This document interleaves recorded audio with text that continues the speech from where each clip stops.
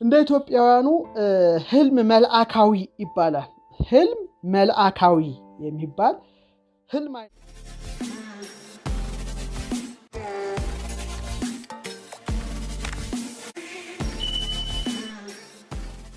እንደ ኢትዮጵያውያኑ ህልም መልአካዊ ይባላል። ህልም መልአካዊ የሚባል ህልም አይነት አለ። ይሄ እንግዲህ ህልም መልአካዊ የሚሉት ከመንፈሳዊ ፐርስፔክቲቭ ከመንፈሳዊ አስተውሎት ወይም እይታ ስናየው ቅዱስ መጽሐፍ ወይም ቅዱሳት መጻሕፍትን ያማከለ ህልም ብለን ማየት እንችላለን። ይሄ መልአካዊ ህልም ወይም ከላይ ከአምላክ የሚገለጽ ህልም ተብሎም ሊፈታ ይችላል። እንግዲህ በቅዱስ መጽሐፍ ላይ ህልምና ራእይ የእግዚአብሔር ስጦታዎች ናቸው። ይሄ ራሱ ተገልጿል።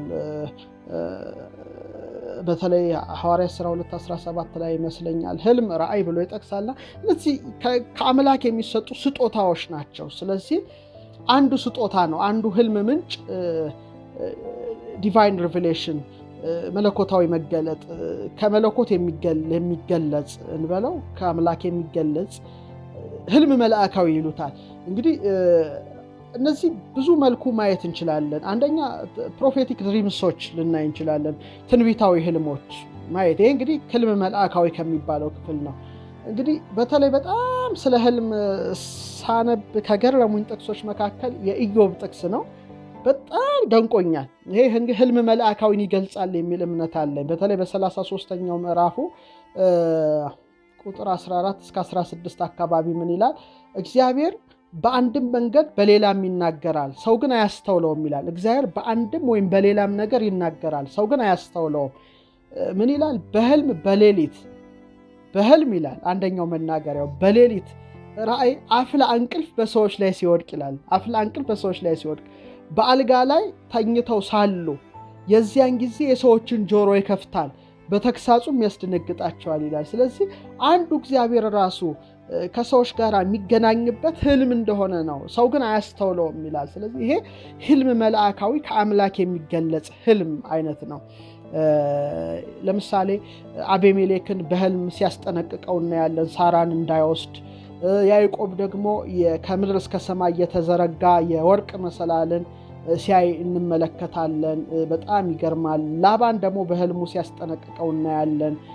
ዮሴፍ ያየው ህልም፣ የፈርዖን እንጀራ ጋጋሪና ጠጅ አሳላፊ ያዩት ህልም፣ እነ ፈርዖን ያዩት ህልም፣ እነ ሰሎሞን ያዩት ህልም፣ እነ ናቡከደነጾር ያዩት ህልም ተጠቅሰዋል። በአዲስ ኪዳን ደግሞ ዮሴፍ ያየው ህልም፣ አረጋዊ ዮሴፍ ሰብአ ሰገል በህልም በሌላ መንገድ እንዲሄዱ ያዩት ህልም፣ የጲላጦስ ሚስትም ራሱ ያየችው ህልም ሁሉ የምናየው ነገር ነው። ስለዚህ እነዚህ ነገሮች ከላይ የሚገለጹ መልእክት ያላቸው ሲሆኑ እንግዲህ ህልም መልአካዊ በሚል ቋት ውስጥ መክተት እንችላለን። እንግዲህ ይህ አይነት ህልም መንፈሳዊ መምህር ነው። በደንብ አድርገን ማሰብ ያስፈልጋልና አንዱ መምህር ነው። ለምሳሌ በልቡና በመጻሕፍት በመምህራን በተፈጥሮ አምላክ እንደምናውቅ ሁሉ በተመሳሳይ መልኩ ራሱ አንድ መምህር ሆኖ የሚያስተምር አይነት ነው ይሄ ህልም። ግን እንደዚህ አይነትን ህልም ለመረዳት በጣም ጥሩ ብቃት ያስፈልጋል። ወይም ደግሞ ጥሩ ህልም ፈቺ እንደ ዮሴፍና እንደ ዳንኤል ያስፈልጋል። አሁን ዳንኤል ምን ብሏል? ህልምን እንጂ የሚተረጉም እግዚአብሔር የገለጠለት ነው ይላል። ስለዚህ ይሄ ናቡከደነጾር ያየውን ራሱ የወርቅ አንገቱ ደረቱ የብር ወገቡ የብረት ጭንና ጭኑ የብረት እግርና እግሩ የብረትና የሸክላ ቅልቅል ምስል ነውና የሚተረጉምለት ጭምር አጥቷል። ህልሙም ጠፍቶታል በመጀመሪያ ደረጃ እና ዳንኤልና ሰለስቱ ደቂቅ ተርጉመውለታል። ስለዚህ እነዚህ ከላይ የሚገለጹ ህልሞችን ለመረዳት የፈጣሪ ኃይል ያስፈልጋል ማለት ነው። ስለዚህ አሁን ይሄንን ለመለየት ትክክለኛ ነው አይደለም ለመለየት በጣም በጣም በጣም በጣም ውስጣችንን ማጥራትና መንፈሳዊ ማንነትን መላበስ ይኖርብናል። መንፈሳዊ ማንነትና ምናልባት ተደጋግሞ ሊታየን ይችላል። ከአሳሳችን ምን በዚህ ልንለይ እንችላለን።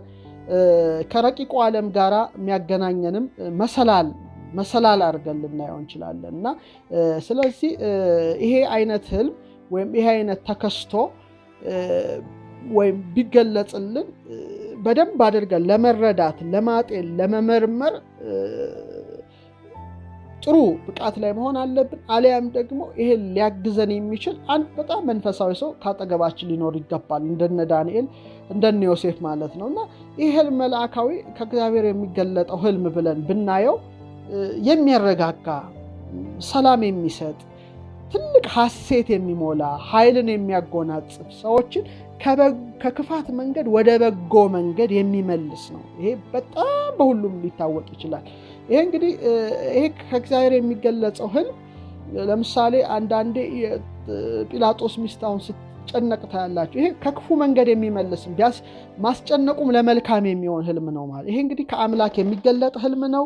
እነዚህ ከአምላክ የሚገለጡ ህልሞች ከአምላክ የሚገለጹ ህልሞችን በደንብ አድርገን ማየት መመርመር ይጠበቅብናል ማለት ነው። ተመልካቾቻችን የሚያረጋጋ መሆን አለበት። ሰላም የሚሰጥ፣ እፎይታ የሚሰጥ፣ ኃይልን የሚያላብስ ነው ህልም መልአካዊ በአጠቃላይ የምናየው። እንግዲህ እነዚህ ሶል ድሪምስ የሚባሉ አሉ። ደግሞ መንፈሳዊ ህልም ህልሞች አሉ። እንግዲህ ሰው ልጅ በፈተና ውስጥ ያልፋል። ስለዚህ በዚህ መልኩ ህልም መልአካዊ ሊለይ ይችላል ማለት ነው፣ ከአሳሳችሁ ህልም ማለት ነው። ሌላው ሁለተኛው ህልም ሰይጣናዊ የሚባል ህልም አይነት አለ። ይሄ ደግሞ በጣም ግራ አጋቢ፣ በሰቆቃ የተመላ፣ በጣም አስፈሪ፣ አስጨናቂ፣ በተለይ የክፋት መልእክቶችን ያዘለ በመሆኑ ልንረዳው እንችላለን። ለምሳሌ እንደ ሄሮድስ ይላሉ፣ በጣም የክፋት ነገርን ይነግረው ነበረ። ይሄ እንግዲህ ህልም ሰይጣናዊ የሚባለው የህልም አይነት ነው። መንፈስን የሚረብሽ ነው። ከአምላክ እንደሚሰጥ የመረጋጋት ህልም ሳይሆን መንፈስን የሚረብሽ ኃጢአት፣ ነውር የሞላበት ጭካኔ ነገር ያለበት፣ በተለይ ደግሞ ጭካኔን የሚያስተምረን አይነት አድርጎ የሚያሳይ ነው። አንዳንዴ ደግሞ በጣም አታላይ ስለሆነ የሌለንን ክብር ሰጥቶ እኛ ማንነታችን እናውቀዋለን፣ ግን ልክ ሳንበቃ የበቃን አስመስሎ የሚያታልለን ህልም ማለት ነው። በተንኮል ለመጣል የሌለንን ነገር ቆልሎ ራሳችንን ሳናውቅ ሊጥለንም የሚያሳይ ህልም መሆኑን ግን በጣም መረዳት አለብን። በጣም አሁን እነዚህ አሁን እየነገርኳቸው ያሉት መንፈሳዊ አውዶች ነው። ወደኋላ ዝም ብሎ በባህሪያችን የምናየው ነገር አለ። አሁን ግን እነዚህ ግን ለየት ያሉ ናቸው። ህልም መልአካዊም ህልም ሰይጣናዊ ከኛ ውጭ፣ ከኛ ሐሞት ወይም ከኛ ባህሪ ውጭ የሆኑ በሌላ አካል የሚመጡ ናቸው። ስለዚህ አንጥረን ለመለየት በጣም ጀግኖች፣ በጣም አስተዋዮች፣ በጣም ልባሞች መሆን ያስፈልጋል። ለምሳሌ አንድ አባት ሲጠቅሱ ሰምቼ እጅግ ገርሞኛል። እና አንዱ ሰይጣን እንዴት እንደፈተነው በህልሙ ነው ያጫወቱኝ። እኔ በጣም ነው የገረመኝ ሲነግሩኝ፣ እንደ ምሳሌ ነው የነገሩኝ። እና አንዱ እስከ 7ቱ ሰማያት ድረስ አየሁ አለ በህልሙ። እና ምንም ከዚህ ግባ የሚባል ሰው አይደለም፣ ግን ሰይጣን ሲፈትነው ትንሽ ገና መንፈሳዊ ዓለም ገና ሲጀምር ነውና፣ መንፈሳዊ ዓለም ሲጀምር ውጊያ አለ። በተለይ እነዚህ መንፈሳዊ ውጊያዎችን ማሪሳቅን ማንበብ፣ ፊልክስዩስን፣ አረጋዊ መንፈሳዊ ለዚህ ይተነትናሉ። እና በኋላ ይሄድና 3ቱን ሰማያት እንደነ ጳውሎስ ጎብኝቶ በህልሙ መጣ። በህልሙ ነው ያየው፣ ሌላ አካል አይደለም። እና ይሄድና ሮጦ ሄድና አባቴ ያላቸው፣ አቤት እኔ እኮ እዚህ ከምታየው ሰው ሁሉ የበለጥኩ የበቃሁ ነኝ አላቸውና ደንግጠው እንዴት ሆነው አሉት። አይ ዛሬ በህልሜ እስከ 3ኛው ሰማይ ድረስ ወጥቼ ያየው። አንተ ወጣየኸው ታዲያ የበቃሁ አይደለሁ አላቸው። አይ አልበቃህም ልጄ፣ ኃጢአት እንደውም በጣም ላይ ሰፍሯል አሉት። ተናዶ ሄደ፣ ተበሳጭቶ ሄደ። በሁለተኛው ቀን ምን ይመለከታል? የዓለም ውስጥ የሚሰራውን ኃጢአት ሁሉ ወለል አድርጎ አጅሮ ያሳየዋል። እየሮጠ ሄደ። አቤት አምላክ እንዴት ቻይ ነው! አቤት እንዴት ቻይ ነው! እኔ ህጉን የጠበቅኩ ነኝ፣ ሌላው ዓለምም አቤት የሚሰራው ኃጢአት እንደው አምላክ እንዴት ቻይ ነው! እኔ በቅቻለሁ፣ የሌላውን ኃጢአት ለይቼ አንጥሬ አውቄዋለሁ በህልሜ ያላቸው። እሳቸው ግን አስተዋይ ስለሆኑ የሰይጣን ፈተና መሆኑን አውቀዋል። አይ ኃጢአት ብሶብሃል እንጂ አልተሻለህም፣ ይሄማ የብቃት ምልክት አይደለም አሉት። 3ኛ ምን አላቸው? ርግብ መታ ላይ ስታርፍ በህልም አየሁ ይላቸዋል። ልክ እንደነ ባስሊዮስ አሁን ሲያስተምሩ ርግብ መታ ታርፍባቸው ነበር ይላልና እኔ እንደነ ባስሊዮስ ርግብ መታ ታርፋብኛለች በህልሜ፣ ከሌላው የበቃው ነኝ አላቸው። ጣውላ እንጨት መስልሃት ሊሆን ይችላል እንጂ እርግብማ አንተ ላይ በህልም አታርፍም አሉ። ተበሳሽቶ ሄደ። በአራተኛው ግን ከልጅነት እስከ እውቀት የሰራው ኃጢአቱ ተገለጸለትና በጣም አዝኖ፣ መቼም ሁላችንም ኃጢአታችን ብናይ እንደነግጣለን። ያው እንደ መስታወት ወይም ትልቅ ስክሪን ሆኖ የእያንዳንዳችን ህይወት በድብቅ የሰራነው ነገር ግልጽ ተደርጎ ቢታይ ምን ያህል እንደምንሸበር ታውቃላችሁና አምላክ ሁላችንም በደል መሸፈኑ በጣም እናመሰግናለን። እና ከልጅነት እስከ እውቀት የሰራው ኃጢአቱ ታየውና በጣም እያዘነ እየለቀሰ ሄዶ በጣም አባቴ በጣም ዛሬ ያየሁትን በጣም ያሳዝናል። ምን አየህ ልጅ ያሉት። ከልጅነት እስከ እውቀት የሰራሁት ኃጢአቴ ታየኝ ብሎ ሲነግራቸው ልጅ አሁን ገና በቅተሃል ብለውታልና ብቃት ማለት ሰውን መወንጀል ራስን ከባድ አድርጎ ሌላው ማዋረድ ሳይሆን ትህትናን መላበስ እና የራስን ኃጢአት መመልከት ነው ብለው አስተምረውታል ይባላል። ስለዚህ እዚህ ላይ ነው በጣም መጠንቀቅ አለ። ሰይጣን ሲፈልግ ራሱ ይለዋውጣል። አንዳንዴ ግራ አጋቢ፣ አስፈሪ፣ ጭንቀት ያለው እንደ ሄሮድስ የክፋት መልእክት ያዘለ ህልም ሊያሳይ ይችላል። ሁለተኛ ደግሞ የሌለንን ነገር ሰጥቶ የሌለንን ክብር አድርጎ አስመስሎ እንድንታበይ በትዕቢት ሊጥለን ሊያሳየን ይችላል። ስለዚህ ቢዋይስ በጣም እንደ እባብ ልባሞች መሆን እዚህ ላይ ነው፣ እዚህ ላይ ያስፈልጋልና ብልሰው አይወድቅም አይታለልም። በጣም መጠንቀቅ ያስፈልጋል። ስለዚህ እዚህ ላይ መጠንቀቅ፣ ማየት፣ መመርመር፣ ማንጠር የኔ ድርሻ ነው፣ የእናንተ የምትመለከቱት ድርሻ ነው። ሶስተኛው ህልም አይነት ህልም አሞታዊ ይባላል። ምናልባት ክቡራን ተመልካቾቻችን 40 ደቂቃ ላይ ደርሰናል። ሰዓቱ እንዴት እየሄደ እንደሆነ አላውቅም፣ ግን በአንድ ዙር ላንጨርሰው እንችላለን። ይሄን ነግሬያችሁ ቀጣይን ክፍል ደግሞ ወይም ነገ ልገባ እችላለሁ፣ ምክንያቱም ረዘም ያለ ነገር ነው። ስለዚህ በ2-3 ክፍል ልንሄድበት እንችላለን። እዚህ ላይ ጥያቄያችሁን መልስ ያገኛችሁ ያላገኛችሁ በሚቀጥለው ክፍል እንሄዳለንና ሶስተኛው ህልም አይነት ህልም ሐሞታዊ። አሁን የኢትዮጵያውን ዶክመንት ነው መነግራችሁ።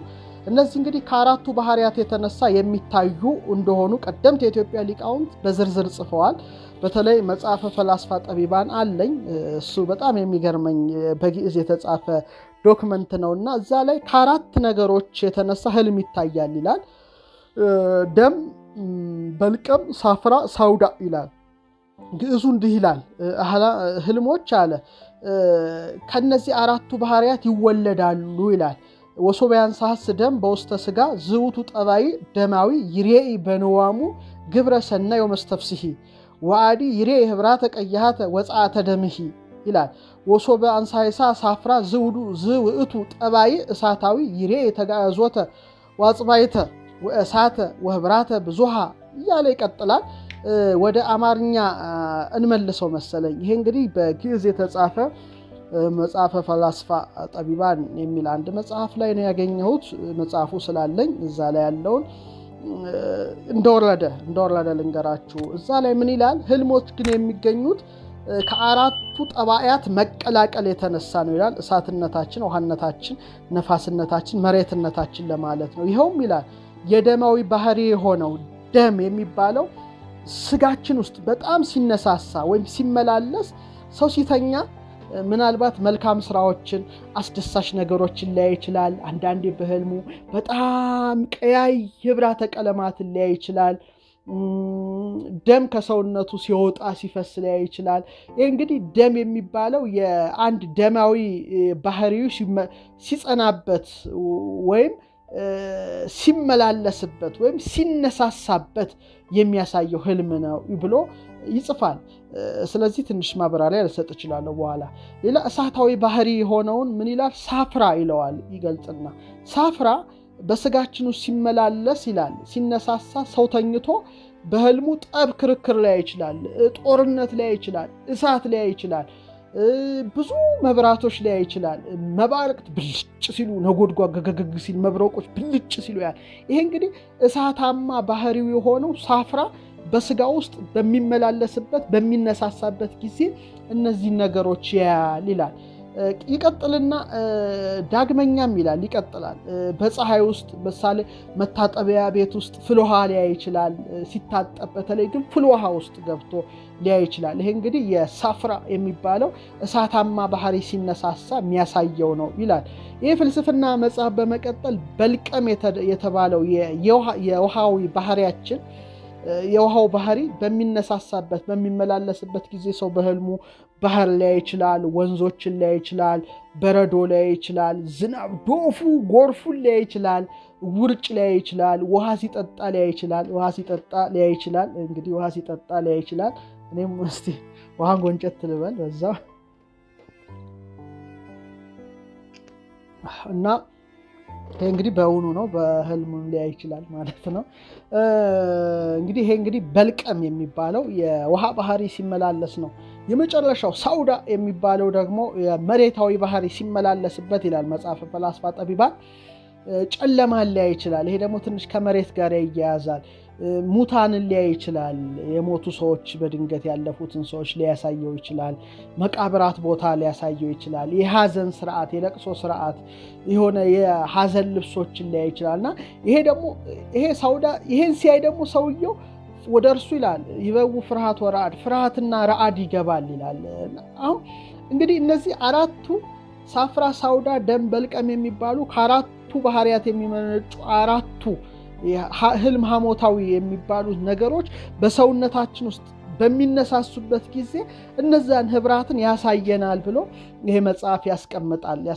ይህ እንግዲህ ከእግዚአብሔርም አይደለም ከሰይጣንም አይደለም። ህልም መልአካዊ አይደለም፣ ህልም ሰይጣናዊ አይደለም። በጣም መጠንቀቅ ያስፈልጋል። ብቻ ከተገነባንባቸው ውቅሮች የሚመጣ ነው እና አንድ ቅዱስ መጽሐፍ ጥቅስ ሳነብ በጣም ገርሞኛል። ኢሳይያስ 29:8 ላይ አንቡ ምን ይላል? ተርቦም እንደሚያልፍ ሰው ይሆናል ይላል። ተርቦ እንደሚያልም ሰው። አሁን የራበው ሰው ህልም ሲያይ ምን ይላል? በህልሙም ይበላል ይላል። ርቦታል። በህልሙ ሲበላ፣ ጮማ ሲቆርጥ፣ ጠጁን ሲጨልጥ፣ ነገር ግን ይነቃል። ሰውነቱ ግን ባዶ ነው። ተጠምቶም እንደሚያልም ሰው ይሆናል። በህልሙም እነሆ ይጠጣል፣ ነገር ግን ይነቃል፣ እነሆም ይዝላል፣ ሰውነቱ አምሮታል ይላል። ስለዚህ ሰዎች በሚያምራቸው ነገር በመብል በመጠጥ ጊዜ እነዚህ ባህሪያቶቹ ሲያይሉበት፣ ምኞቱ ሲያይልበት ከነዚህ ሐሞታት ተዋቅሮ ጋራ እነዚህ ህልሞች በተለያየ ህብር ይገለጻሉ የሚል ፈላስፋ ጠቢባን ከኢትዮጵያው ዶክመንት ብራናው ላይ ካለው ይሄንን አንብቤላቸዋለሁ። እንደውም ሰዎች የሚያስቡትን ነው የሚያሳየው ይላል። የሚያስቡትን የሚመኙትን። እንደውም አንዱ ምን ይባላል? ሹመት ይመኝ ነበር ይላል። መሪ ለመሆን ይመኛልና በህልሙ እንግዲህ ምኞቱን ነው የሚያየውና በህልሙ ዘውድ ጭኖ ነጭ ፈረስ ላይ ተቀምጦ መጎናጸፊያ ተጎናጽፎ ጦር ሰራዊት አጅቦት በህልሙ ያለ እንግዲህ ስለ መንግስት ስለሚያስብ የሚያስበው ለምሳሌ ኮምፒውተር ላይ ያሉ ስለ ኮምፒውተር ላይ ይችላሉ። ሯጮች ሲሮጡ ላይ ይችላሉ። ሼፎች ስለ ምግብ ሊያዩ ይችላሉ። ይሄ እንግዲህ ቀን ውሎውን የሚያስቡትን ያሳያቸዋልና ካባ ለብሶ ዘውድ ደፍቶ ጦር ሰራዊት አጅቦት ያይና ጓደኛው ጋር ሄድና ጓዴ አለው። አቤት ተለያየን፣ እናንተ ተለያየን፣ ከዚህ በኋላ በቃን አለው። ደንግጦ ጓደኛው እንዴ ምን ሆንክ ጓዴ አለው። ህልም አየሁ አለው። ምን አየ? ነጭ ፈረስ ላይ ተቀምጬ መጎናጸፊያ ተጎናጽፌ ዘውድ ደፍቼ ጦር ሰራዊት አጅቦኝ አየሁ። ልነክስ ስለሆነ ከአንተ ጋር ያለን ደረጃ ተራርቀናል አለው። ግን ጓደኛው ተንኮለኛ ነው። አናደደው። ምን አለው? አይ ጓዴ ፈረስ እኮ ሞት ነው፣ ልትሞት ነው መሰለኝ አለው።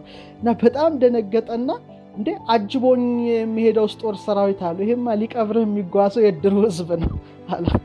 ተናደደና አረ ፈረሱ ላይ አልቀረውም ዱብ አልኳለ። ይሄማ ስትቀበር ነው አለ። በጣም ይበሳጭና ዱብ ብዬ አልቀረውም እንጣጥ አልኳለ። ነፍስ ወደ ሰማይ ስትወጣ ነው አለ። እና ተበሳጨና ጭራሽ ህልም አላየሁም አለ። ይሄ ይሻላል ማለት ነው። እና አይነት ነገሮች አሉ። ሰው የሚያስበውን የሚመኘውን ሊያሳዩት ይችላሉ። እነዚህ ባህሪያቶቹ ማለት ነው። ባህሪያቶቹ ሌላው አንድ ቦታ ላይ ያነበብኩት በጣም ቀልድ ከህልም ጋር የተያዘ አሁንም ላጋራላችሁ እወዳለሁ። እና ሰውየው በህልሙ ምን ይመለከታል? የሆነ በሬ ሲያባረረው ያለና ጥቁር በሬ አባርሎት ገደል ውስጥ ከቶት ብቻ አመለጠና ህልም ፈቺ ጋር ሄደና ጥቁር በሬ ሲያባረረኝ አየው። አመለጥከው? አዎ። በጣም ጥሩ ነገረኛ ሰው ሊሆን ይችላል፣ አምልጠዋል አሉት ይባላል። በነጋታው ደግሞ ቀይ በሬ ሲያባረረው አደረ። አሁንም ነገራቸው፣ ሞከሩለት፣ ዝም ብለው ፈቱት። እንደው በሶስተኛው ቀን ቡራቡራ ያሉ አየ እያል በቃ ስለ በሬ ነው የሚያልመውና ህልም ፈቹ በስጨታሉና እንዴ ሁሌ የምታየው ስለ በሬ ነው የምታየው ምን ላይ እየተኛ ነው ይሄን ህልም የምታልመው አሉት። አይ ሳር ፍራሽ ላይ እየተኛው ነው አላቸው። ታዲያ የበሬው ቀለብ ላይ እየተኛ እንዴት አያባረርህም አሉት። እና የምንተኛበትም ሁኔታ ወሳኝነት አለው ክቡራን ተመልካቾቻችን። ስለዚህ ሳፍራ፣ ሳውዳ፣ ደም በልቀም የሚባሉ ህልም መልአካዊ፣ ህልም ሰይጣናዊ እና ህልም ሐሞታዊ ተብሎ የኢትዮጵያው ዶክመንት እንግዲህ ለይቶ አንጥሮ በዚህ መልኩ አቅርቦልናል እና ተመልካቾቻችን እነዚህን ነገሮች በደንብ አድርገን ማየት ይገባናል። አሁን አንድ ትንሽ ጥናት ነግሬያችሁ አበቃለሁ። ሰዓቱ በጣም ሄዶብኛል። ይገርማል። የዛሬው ነገር 50 ላይ ከበቃን እናቆመዋለን። ከሐሞታዊ ህልም ጋር ተያይዞ የሚታዩት ናቸው። በተለይ የሃና ኒኮላስ ጥናት ይሄንን አስረጋጭ ነውና ወደ 320 ጎልማሶችን ነው ሪፖርት ምን ህልም እንደሚያዩ ጥናት የተደረገባቸው እና 48 በመቶ ለህልም አላሚ የታወቀ ስም የተሰየመ ሰውን ወክለዋል።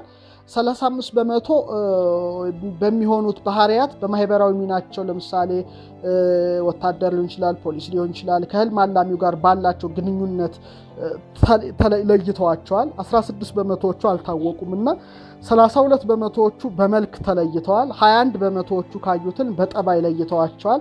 48 ደግሞ በገጽ ወይም በፊት ተለይተዋል። 44 በመቶ ደግሞ በማወቅ ብቻ ተለይተዋል እና 55ቱ ካዩት 55 መካከል አንዳንዶቹ ትምህርት ቤት ውስጥ ሆነው አይተዋል። ይሄ ኖርማል ህልም ነው። አስተማሪዎች ሆነው አይተዋል። ማጥናት ውስጥ አይተዋል። ሁለተኞቹ ሰዎች ሲያሳድዷቸው አይተዋል። አንዳንዴ ደግሞ ጾታዊ ግንኙነት አይተዋል። መውደቅ ሲወድቁ ደግሞ አይተዋል። ይሄ እንግዲህ እነዚህ ብዙ ሰዎች በአንድ ላይ ያቀረቡት የህልም ሪፖርት ነው። ግማሾቹ ደግሞ ዘግይተው ሲደርሱ፣ ግማሾቹ በህይወት እያሉ የሞተ ሰው ያዩዋሉ። እንግዲህ በህይወት እያለ የሞተ ሰው ማለት ነው። ግማሾቹ በአየር ላይ ሲበሩ ሲወረወሩ ያዩዋሉ። ሌሎቹ ደግሞ ገደል አካባቢ ደርሰው ለመውደቅ አፋፍ ላይ ሲሆኑ፣ ግማሹ በአካላቸው ላይ ጥቃት ሲሰነዘር አይተዋል። ግማሹ እርቃናቸውን ሆነው አይተዋል። ግማሾቹ ሲበሉ አይተዋል። ግማሾቹ ሲዋኙ አይተዋል። ግማሾቹ ነፍሳትን ሲያዩ አይተዋል። ግማሾቹ ጥርሳቸው ሲወልቅ አይተዋል። ግማሾቹ ደግሞ ሲታሰሩ አይተዋል። ተገቢ የሆነ ያልሆነ አለባበስ ለብሰው አይተዋል። እንደገና ደግሞ ህፃን ሆነው ያዩም አሉ። እንደገና ተወልደው ህፃን ሆነው ያዩ አሉ። እኔ እንግዲህ ሪፖርቱ ነው እና አንድ ላይ አጠኗቸው። ግማሾቹ ደግሞ መጸዳጃ ቤት ሆነው አይተዋል። አፍረው አይተዋል። እሳት ያዩዋሉ።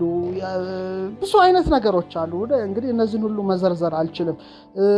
በግማሽ ነቅተው በአልጋ ላይ እጅ እግራቸው ተሳስረው ያዩዋሉ። ማዕበል ውስጥ ያዩዋሉ። የተቃራኒ ጾታ ያዩዋሉ። ገንዘብ በህልማቸው ሲያገኙ ያሉ እና ይሄ ሁሉ ጥናት የሚያሳየው ምንድን ነው? ሰዎቹ እንግዲህ እነዚህ የሰውነታቸው ባህሪያት በሚያሳያቸው ልኬት እጅግ ብዙ፣ ግማሾቹ ዩኤፍኦ ያዩዋሉ። ግማሾቹ ወደ አንድ ፕላኔት ውስጥ ገባን ያዩዋሉ። ግማሾቹ ወደ ምድር ያዩዋሉ። ግማሾቹ በህልማቸው መተንፈስ አልቻሉም የሚሉ አሉ። እንግዲህ ከ1956 እስከ 2000 ድረስ ያጠኑት ጥናት ግን በህልም በብዛት ሲበሩ ያዩ ሰዎች ናቸውና በመቶኛ ጭማሪ ጨምሮ ሪፖርቱ አይተዋል እና ግማሾቹ በአየር ላይ ሲጓዙ አይተዋል። እንግዲህ እነዚህ ሁሉ የህልም አይነቶች፣ የህልም ዝርዝሮች እንግዲህ የተጠኑ ናቸው። አብዛኛው ጥናትና ምርምር ከተደረገባቸው ሰዎች መካከል አብዛኛዎቹ እነዚህን ህልሞችን አይተዋል። እንግዲህ ምን ያህል ትክክል ነው አይደለም የሚለውን እናንተ እዩት። ስለዚህ አሁን በዛሬው መርሃ ግብራችን እንግዲህ ህልምን አይተናል፣ ራእይን አይተናል፣ የህልምና የራእይ ልዩነትን ተመልክተናል። ህልም በኢትዮጵያውያን እሳቤ የሚለውን አይተናል። ህልም መልአካዊ፣ ህልም ሰይጣናዊ፣ ሳፍራ፣ ሳውዳ፣ ደም በልቀም የሚባል ሐሞታዊ ህልምን አይተናል። በእነዚህ ላይ ተመስርተው ደግሞ የተጠኑ ጥናቶችን በተወሰነ መልኩ ተደጋጋሚ ዩዥዋል የሆኑ ህልሞችን እንደሚያዩ አይተናል።